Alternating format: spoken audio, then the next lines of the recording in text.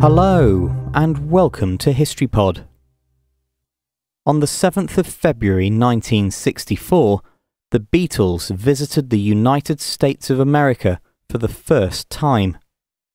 Their welcome at New York's Kennedy Airport by 3,000 screaming fans was unprecedented, even for a band that had already become accustomed to hordes of followers at home in Britain and in Europe.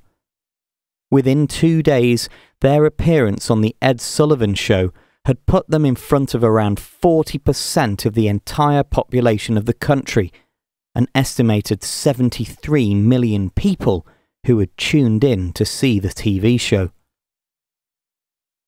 The previous year, 1963, had seen the release of the Beatles' first two albums, Please Please Me and With the Beatles, as well as 5 number-one singles, including She Loves You and I Want to Hold Your Hand.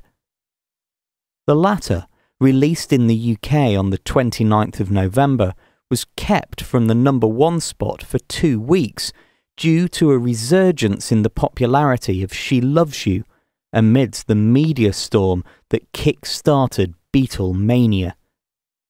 A few weeks later, on the 26th of December, I Want to Hold Your Hand became the first Capitol Records Beatles release in the USA, selling 250,000 copies in the first 3 days alone, and finally hitting the number-one spot on the Billboard Hot 100 on the 1st of February.